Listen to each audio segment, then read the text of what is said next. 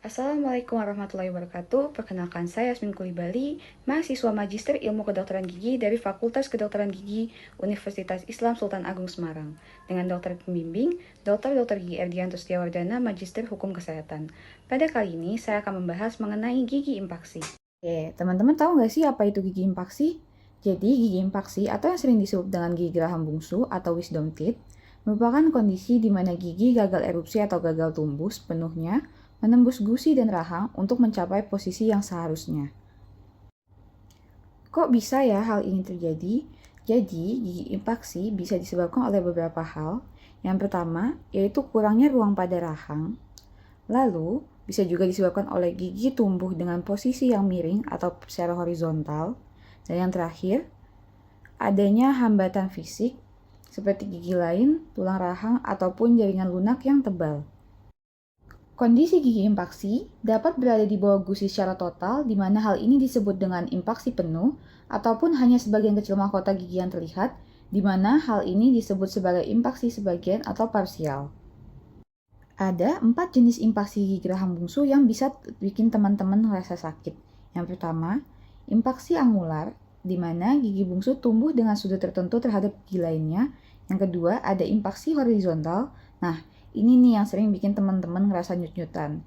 Ketika giginya ini tumbuhnya tidur dan mendorong gigi lainnya. Yang ketiga, ada impaksi parsial atau partial eruption. Di sini giginya muncul setengah dan sisanya ketutup gusi. Nah, partial eruption ini meningkatkan terjadinya resiko infeksi. Yang keempat, ada impaksi vertikal, di mana di sini gigi bungsunya tumbuh dalam posisi tegak lurus terhadap garis gusi. Meskipun beberapa gigi impaksi tidak menimbulkan gejala, tetapi gigi yang impaksi, terutama pada kondisi gigi impaksi secara parsial, dapat menyebabkan beberapa masalah serius. Apa aja sih bahaya dan komplikasinya? Yang pertama, ada kondisi yang disebut sebagai perikoronitis atau infeksi gusi. Hal ini sering terjadi pada impaksi parsial, di mana makanan dan bakteri bisa terjebak di bawah flap gusi yang menutupi gigi.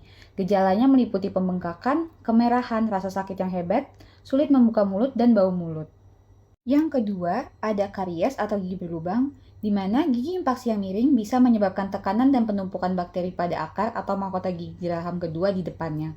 Sehingga hal ini dapat memicu kerusakan atau karies dan bahkan resorpsi atau pengeroposan akar gigi yang sehat. Yang ketiga, ada nyeri wajah kronis atau nyeri fasial, di mana hal ini disebabkan dari tekanan dari gigi impaksi yang bisa menjalar dan menyebabkan nyeri pada rahang, telinga, kepala, dan otot-otot di wajah. Berikut saya tampilkan mengenai animasi dari proses pertumbuhan gigi bungsu serta prosedur untuk pencabutan gigi bungsu, di mana gigi bungsu ini biasanya tumbuh ataupun erupsi antara usia 17 hingga 25 tahun. Seperti yang sudah dijelaskan di sebelumnya bahwa komplikasi yang dapat ditimbulkan oleh gigi impaksi meliputi rasa sakit dan infeksi, kerusakan pada gigi di sebelahnya, kerusakan gigi atau karies atau berlubang dan penyakit periodontal atau gusi, kehilangan tulang dan gigi di sekitarnya, dan yang terakhir ada pembentukan kista yang dimana hal ini merupakan masalah lebih serius yang mungkin memerlukan operasi lebih lanjut. Perlu diingat bahwa tidak terasa sakit bukan berarti bebas dari penyakit. Lalu, apa sih tindakan yang harus dilakukan jika terjadi gigi impaksi? Pertama, di sini kita akan melakukan prosedur pencabutan atau yang disebut sebagai odontektomi, di mana di sini ada beberapa persiapan, yaitu sebelum operasi, langkah operasi, dan juga pasca operasi.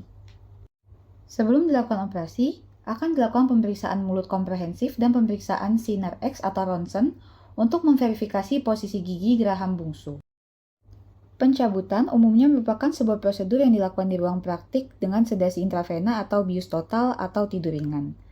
Langkah operasi ada beberapa. Yang pertama itu incision atau sayatan, di mana sayatan dibuat di tepi gusi di sekitar gigi geraham kedua. Kemudian, hasil sayatan tersebut dilakukan retraksi, di mana jaringan gusi diangkat atau ditarik untuk mengekspos tulang rahang di bawahnya. Selanjutnya, pengambilan gigi, di mana gigi geraham bungsu yang terpendam kemudian dibebaskan dari tulang rahang dengan menggunakan bur bedah. Seksi gigi, di mana di sini gigi seringkali dibelah dua dengan bur untuk memudahkan dikeluar secara bertahap menggunakan instrumen yang disebut dengan elevator. Setelah gigi diambil, selanjutnya dilakukan pembersihan, di mana Rongga tulang bekas dari gigi tersebut dibersihkan dengan menggunakan air salin. Selanjutnya, gusi ditutup kembali dan dijahit untuk menahan posisinya.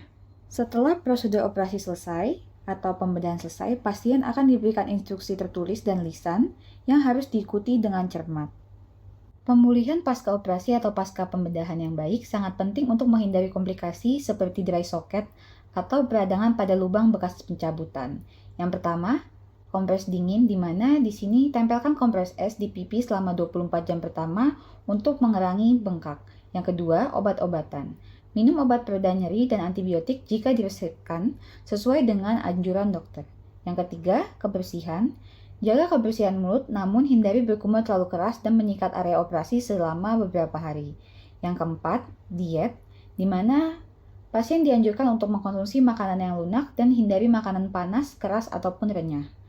Yang kelima, menghindari merokok, menghindari meminum dengan sedotan, karena hisapan dari sedotan ini bisa menyebabkan pelepasan pembekuan darah dan aktivitas fisik berat selama 24 hingga 48 jam pertama. Yuk mulai perilaku sehat untuk gigi yang kuat. Yang pertama, dengan mengurangi konsumsi gula. Yang kedua, dengan menyikat gigi minimal 2 kali sehari, yaitu setelah sarapan dan sebelum tidur. Yang ketiga, mengkonsumsi makanan yang sehat seperti buah-buahan dan sayur-sayuran. Dan yang keempat, kontrol rutin ke dokter gigi setiap 6 bulan sekali. Sekian dari saya. Terima kasih sudah menonton dan nantikan video-video edukasi berikutnya.